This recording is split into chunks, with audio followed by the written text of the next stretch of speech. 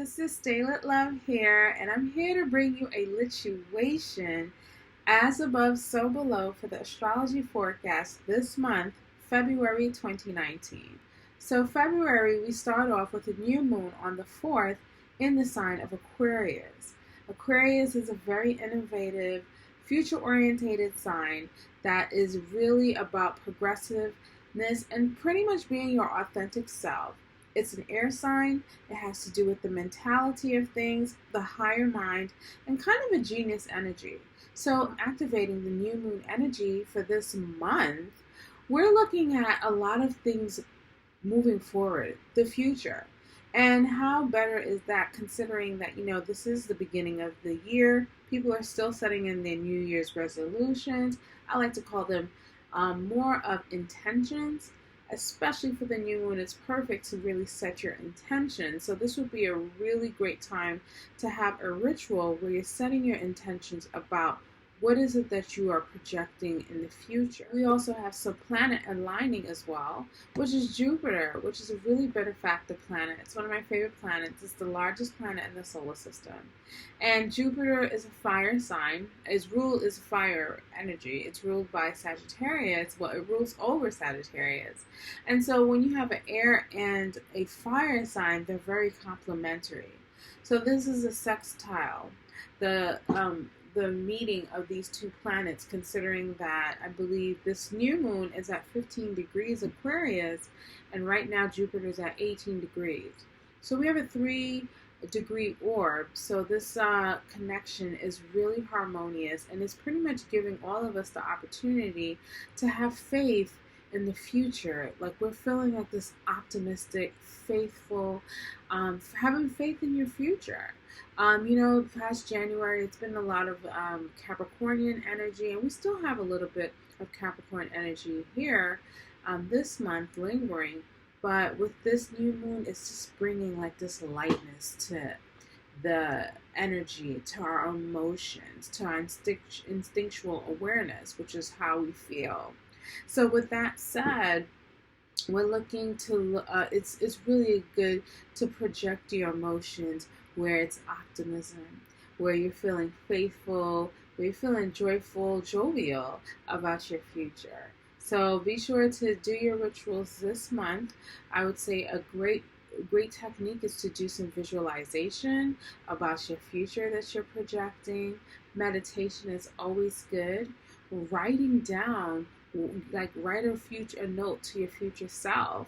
That would be really good. And make sure you include your emotions and how do you feel. And go big. Go all the way big, because we have Jupiter really giving you all the goodies for what you want to set forth and intend for the future. So what we have next is that February 4th, we also have Venus entering Capricorn. So Venus entering Capricorn is really an interesting energy. And so with this energy, we have it's like a really classic defining of what we value. We're valuing more traditional things. We're valuing commitments. Venus rules our relationship. Venus also rules women. Venus also rules money as well. So right now, with Venus going to Capricorn, and this pretty much lasts for about a month, I would say for this throughout the whole month, you want to really value things that will last. Valuing things that will last will bring you everything that you find to be a committed effort. This is giving you lasting value when you think of Venus in Capricorn. I would say Venus also rules fashion, so really classic looks is really important. Like the classic look that will transcend any trends is really good in beauty, like hence the red lip. The red lip is always in fashion, is always something that's trendy from the 20s, the 30s, the 40s, 50s, and so forth. Another thing, I would say being a little conservative with your money will be really good. Consider going maybe thrifting, where you're getting old items, or antique shopping if you want to buy yourself something, because Venusian energy is all about, feeling good and buying great things, and possessing and having the best of the best. So when you're shopping and you're going out, say you're buying stuff for your home, it'd probably be a good idea you to go to like a antique shop. You'll probably find something really quite valuable. Again, saving money is really a good thing. You probably will be rewarded very well. Going to the banks and figuring out how you can save money. We in the United States, we're all getting our taxes, or we're preparing to do our taxes. So if you get your check, and you should before this transit ends, it probably would be a greater idea to conserve things. And in regards to relationships, relationship energy is really something that you would want to be like. You'll probably find a lot of people committing to things that they value, relationships that they value. Taking it to the next level. Capricorn is very ambitious energy, and Venusian energy is all about love. So you probably want to take love to the next level. Anything that's dear to your heart that you value, you want to take to the next level. And in order to take it to the next level, you would have to pretty much conserve it, commit to it, and also go for it for the long run. So that's Venus and Capricorn. Next, on the 10th, we have Mercury entering Pisces. That's a beautiful energy. Mercury, we know, a lot of people know about Mercury. I would say a lot of people learn about astrology, or that's their gateway to astrology, through the Mercury retrograde. So Mercury retrograde, it rules our mindsets, the way we think, the way we communicate, technology around us, driving. It even rules our cousins as well, our community, our close-knit community and neighborhood as well. So Mercury now going into Pisces. Pisces is a very feminine energy. It's an energy that's very nebulous, very spiritual, very abstract. So when we talk about Mercury going into Pisces, the energy is really quite, our mind is really non-linear. We're not really thinking pretty objectively or logically. Our minds, we tend to have more creative thoughts. We tend to probably get downloads from, I don't know how I figured that out, but it's like something that could be maybe from a dream. Pisces also rules the dream world as well. So you might also find that, when you wake up in the morning, you just have this wild creative idea about doing things. So I would suggest throughout this transit, it'd be a good idea to kind of have like a pen and pad, a notebook right next to your bed on your nightstand. So when you wake up, you probably would have some pretty profound dreams that will give you some great ideas as well. Another thing, like artistry must be really big. If you're an artist, this is a great time to create. You might come up with great ideas. If you're like a songwriter or a painter, because Mercury also rules our hands, you might be drawing up and writing up some really beautiful bodies of work, of artistic work, because Pisces does rule the creator, the artiste of the zodiac. So our mind is going into that place. So we're coming up with very creative ways of communicating our ideas and so forth. And our mindset is more or less, less logical, but more dreamy, more romantic. Another thing, also, romance might be a big thing. You might be professing your love, and this is perfect because this is near Valentine's Day. So Mercury in Pisces might have a lot of people really speaking from their heart, because like I said, Pisces is a very feminine energy.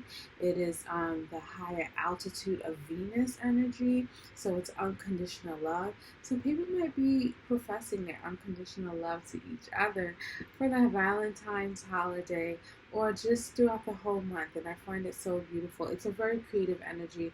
And also I would use this energy to meditate as well, because Pisces also rules our spiritual nature, and meditation also has to do with the mind. And so because the mind won't be so busy with so many things, it would be kind of on a flowy energy, meditating and pretty much releasing all that logical, all that, frantic energy, and stuff that it was when it was in Aquarius. When Mercury is in Aquarius, we probably had so many ideas, just like so many genius things, and probably felt restless. Now the mind gets to relax, and so you take this time to pretty much have a meditative session, really release all your thoughts, drop your energy down to your heart, and listen. And it might be, you'll be surprised at what you'll hear. So the next day, the next transit we have is when Mars enters Taurus on the 18th of February. So Mars entering Taurus, this is kind of giving us another slowdown, a calm, because when Mars was in Aries, it was at home, and it was just like that push energy, and we probably really needed that. So, at the start of the year, with the intent of getting everything done, starting the year off right, having the courage and the energy. Now, when Mars is going into Taurus, it's like, okay, I did a lot. What's the worth? Like, is this worth my time? Is this worth, not even my time, but is this worth my energy? Mars in Taurus is really asking, is this worth my energy?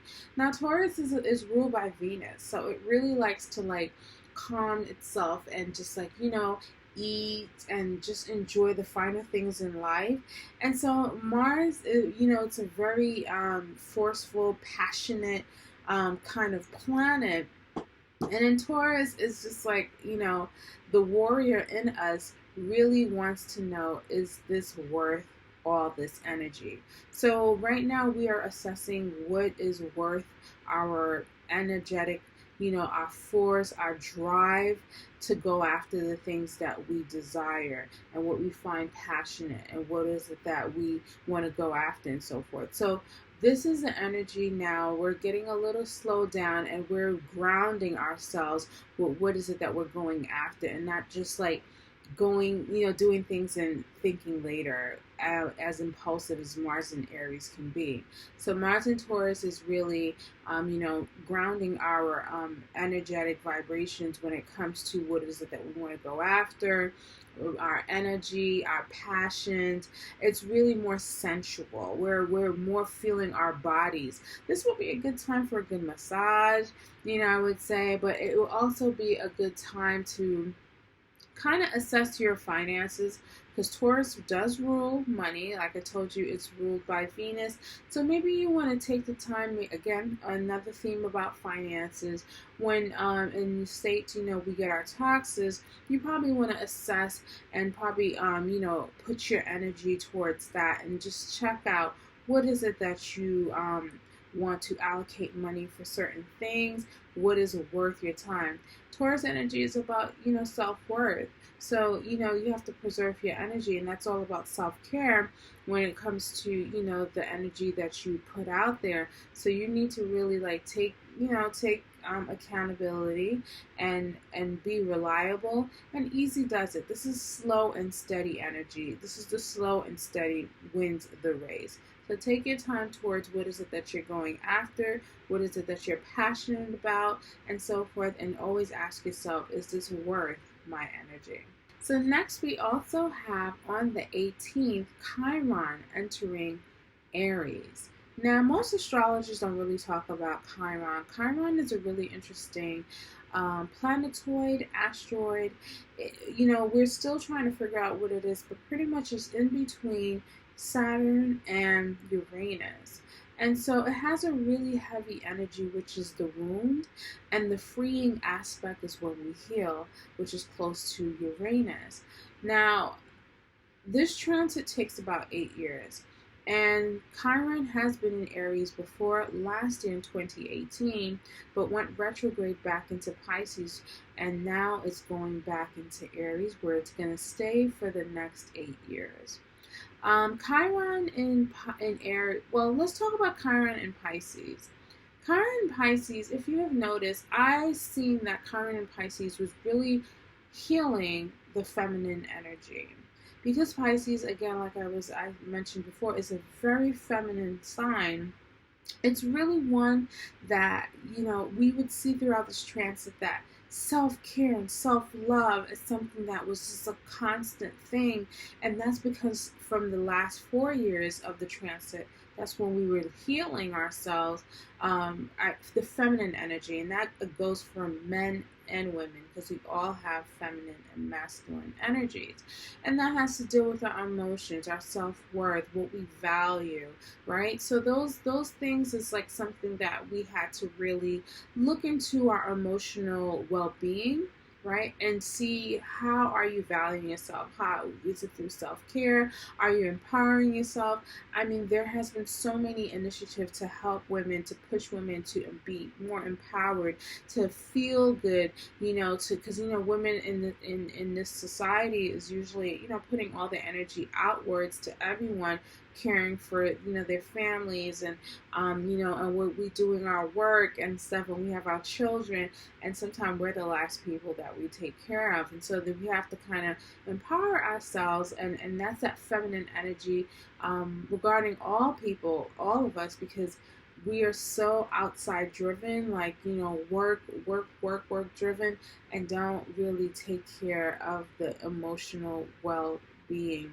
So I would say from this whole transit, it really has healed the emotional wellness of the collective, of where we are. At least I would say we have really gained consciousness of the fact that, wait a minute, I have to take care of like the internal world as well.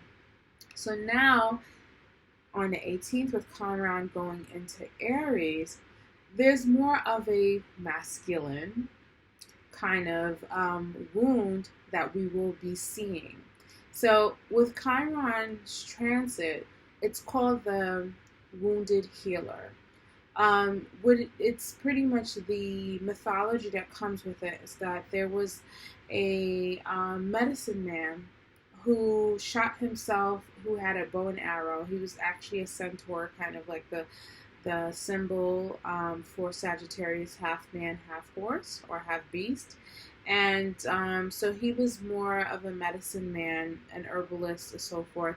And his medicine, he shot himself in the foot. So it's like it's like he has the medicine to heal, but also it poisoned him, and he was unable to like really fix himself.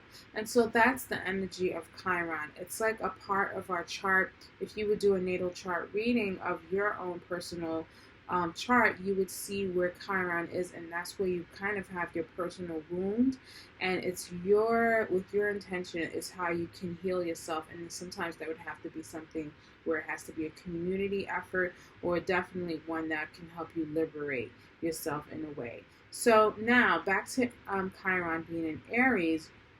Aries is a very masculine energy. It's very, go after, it's the first of the sign. It's very powerful. It's not powerful, but more or less takes initiative, takes drive. It rules the body, it rules the head, right? And last time Chiron was in Aries, I find it really interesting, was during the Vietnam War. And this is the first time we saw like the wounded soldier. This was the first time we saw like the real repercussions of war. We saw our men coming back, and they were wounded. And Mars and Aries energy is usually known as the warrior, as the soldier. So we were seeing the wounds of that. But at this right now with this transit, I think we're seeing how the masculine energy needs to heal. And I think with last year, with the Me Too movement, we've noticed how men of power have taken advantage of, their status with, all the allegations and the rape and everything that was going on throughout the whole Me Too movement. And we're all looking like, wait a minute, this isn't right, and this is something that's been going on right now. So I think that's the beginning of seeing the wounding of the masculine energy. We also have another buzzword that's going on, which is toxic masculinity. I attest that to Chiron and Aries, and that probably was happening when Chiron is in Aries last year. So there's going to be more themes that's going to really focus on the masculine energy of maybe driving, doing things too much, being so impulsive, just like that masculine energy. It's gonna be some wounding, and it's gonna be a gaping wound that's gonna occur for the next 4 years. And I would have to say within 4 years after that, that's when we're gonna start healing that energy. So how will you start healing your masculine energy? We'll look to your chart where Chiron is, and when I go through each sign, I will tell you where this wound will be occurring, and so you can get a head start and have a real awareness of how you can begin your healing process. So the next one, on the 19th, we have a combination, the full moon in the sign of Virgo. So Virgo is the sign of service. It's a sign of servitude. It's the sign of our health and well-being. It's the sign of our vocation, our day-to-day work, our lifestyle. These are the themes of Virgo. And so there's going to be a full combination, a wrapping up of those themes that was mentioned.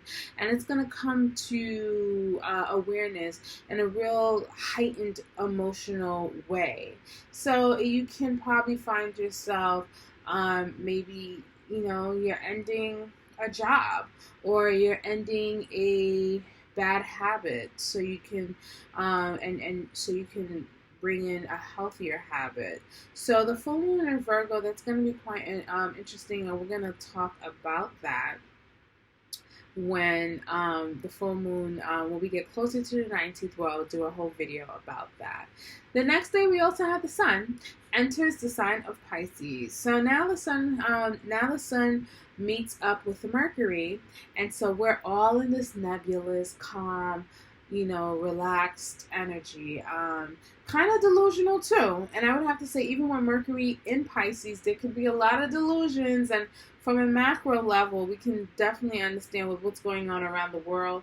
And I must also say, Mercury in Pisces really gives me that media situation. So there could be a lot of deception in the media as well, because Pisces energy can really dissolve the truth, and no one knows what's going on and stuff. And that's kind of been the theme with news on a macro level of what's going on. So we probably would see more of that and heightened illumination and awareness of this, or the creation of it, when the sun goes into Pisces as well.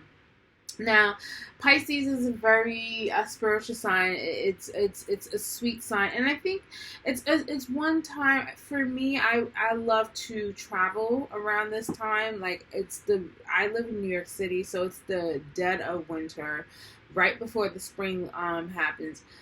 Fares are really cheap and stuff wherever you want to go around the world, and so when you are doing with the sun in Pisces, it's like such a good time to retreat, because it's right before, the new beginning, when Aries season begins, where pretty much this is when, spring starts and things starts to blossom. So this is the end of the winter. This is the ending of the cycle, the zodiac cycle, and so forth. And, it's a time to relax. It's a time to rest. It's a time to rejuvenate yourself. It's a time to heal. It's a time to love. It's a time to create. You might want to you might probably have cabin fever, so you're probably inside a lot, and you just want to create something that you can launch the next season. So look out for the sun in Pisces, where you'll feel this creative, nebulous, relaxed energy.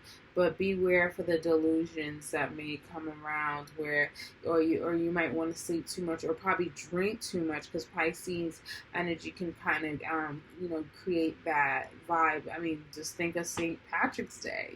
That's around when that's around Pisces season, and we all know St. Patty's Day. You get a lot of drinking. So yeah, look out for Pisces season. It's gonna be a good time. And so let's move forward and let's start the forecast for each sign. Aquarius. So this month, the new moon is in your sign starting on February 4th, activating your first house.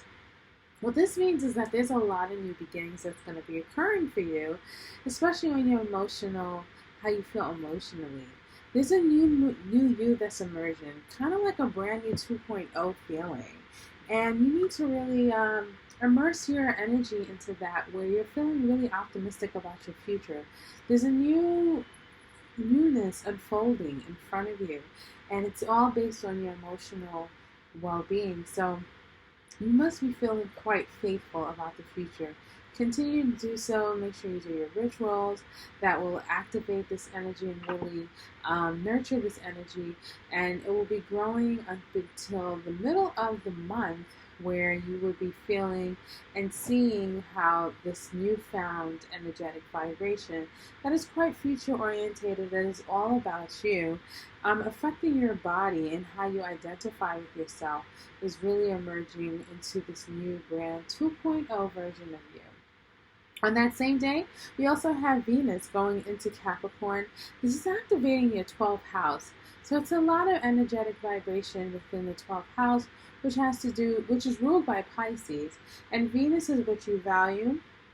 And that can be like money, that can be friends for you, but Venus primarily values beauty, relationship, women, and also it's about the law of attraction. What do you find worthy? And in Capricorn is a sign that's really traditional. It's a sign right before you. It sets the standard of what sets systems in play, and so forth. And these systems have a long-lasting value. And so this is what Venus in Capricorn is talking about, like something that you can commit to. And with this energy activating your 12th house, it seems that you'll be committing to your dreams, right? You'll be finding your dreams quite valuable, and you may be feeling them, or you'll be really secure with resting in the value that it brings, that the dreams that you have in mind. You also might be valuing your bedroom as well, or boudoir activities, as this also has to do with your relationship. You and your loved ones might probably value or find it more worthy to stay in bed. And this is also talking about some committed rendezvous that can occur. Hey, but boudoir activities makes more sense. This is the month of love when it comes to Valentine's Day that we celebrated mid-month. So this is what Venus and Capricorn is really talking about. There is some hidden love affairs, unconditional love that can really bring security to you, and something that you're definitely committed to as well. So, and also with the law of attraction that is ruled by Venus, I would say whatever you dream about, you can definitely attract. So dream big. On the 10th, we have Mercury going into Pisces. So Mercury, as we know, is a sign that rules over our communicative state, how we speak to each other, how we converse, our mindsets, texting, emails, technology, driving, our local community, I wouldn't say friendships, but more or less our small community within like a 6-block radius, the 2-mile radius, right? And it's entering Pisces again, and not Pisces again, but this is activating your 2nd house. So it looks like you have your mind on your money. There's a lot of creative thoughts about money, because the 2nd house is ruled by money. So you're trying to figure out some creative ways on how to make money, and I think this is a great energy, considering that we are still at the beginning of the year, and we have our intentions that we want to set. And maybe this is how you see your future self, as one who has like big money on its way. And you could definitely attract this, because the 2nd house is ruled by Venus, which is also talking about the law of attraction. So your creative mindset on how to draw money to you is something that's really being activated by how you communicate with others. Maybe you want to be sending a proposal about a creative money venture, proposing new ideals. And also, you might even find yourself communicating some sort of romance, some romantic communication, or maybe flirting with another, flirting with someone that you value. Just it's really the time to really uh, just speak openly to others about your intent on securing matters, because we second house does have to do with our security. You might also want to be talking about how you can get a job. The second house rules the money we make, and so forth. So I'm talking about, yes, creative ways to make money as well. So really use this energy to activate the second house that has to do with your value system, money, and also relationships too. Well, no, not relationships, but how you relate to money, more or less.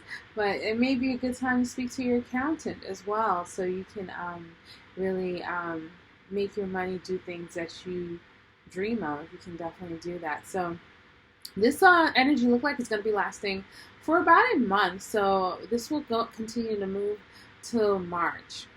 Next, we have, let's see, on the 18th, Mars enters Taurus, and this is activating your 8th house. So Mars is how we initiate, is our passion, is our drive, right?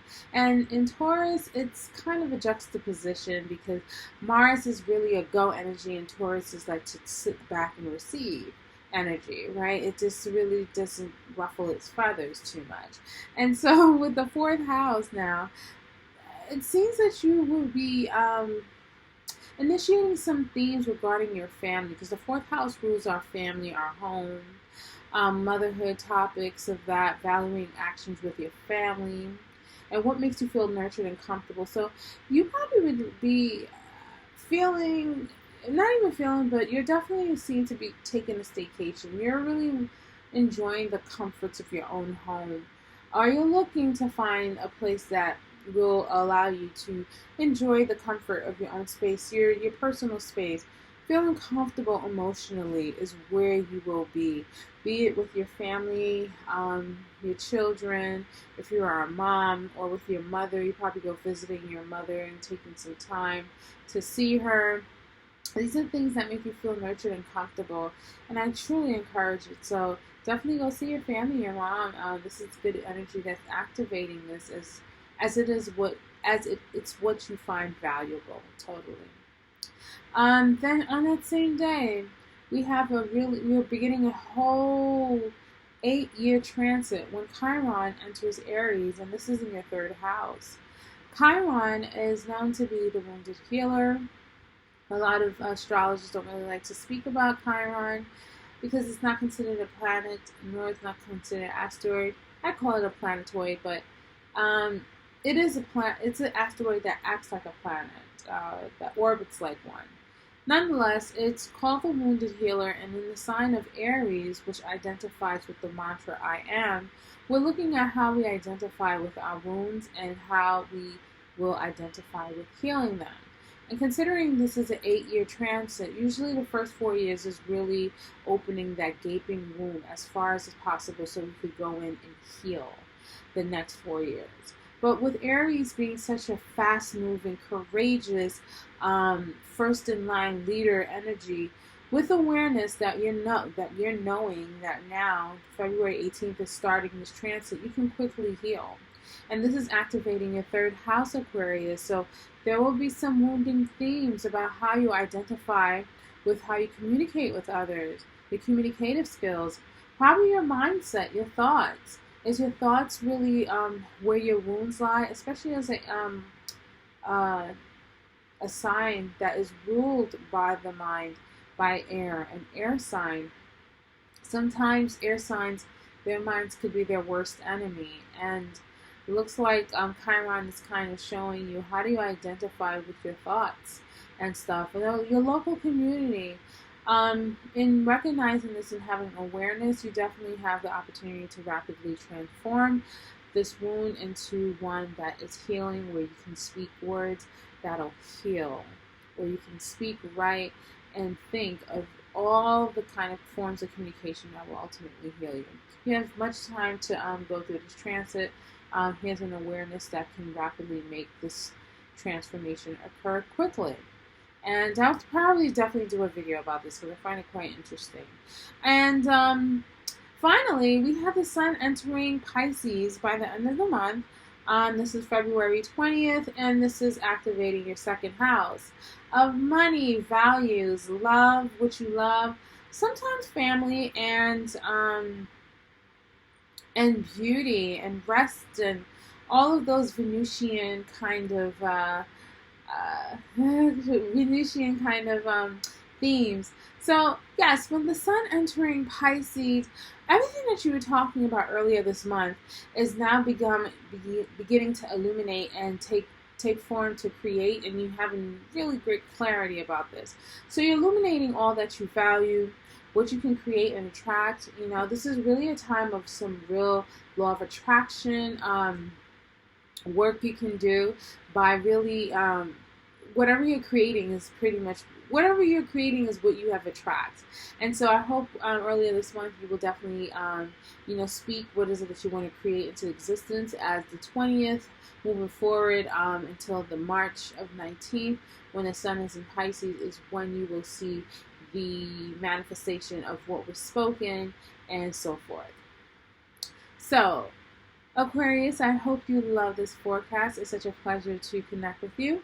I'd love to hear what you have to say. This is the first of many videos that I'm doing, and it will be monthlies and other special videos as well.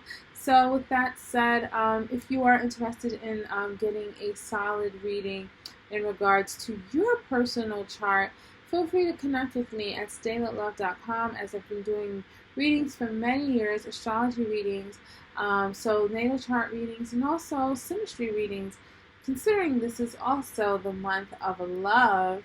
And so if you have a significant other, you want to really peek into how the compatibility works, we can draw that up. Or if you want to bring in your significant other on a Skype call, we can also do that. So yes, go to StayLitLove.com and go to the readings tab. All that information is all down below. And yeah, feel free to comment, share, and subscribe so we can connect once again. Until next time, stay lit, love.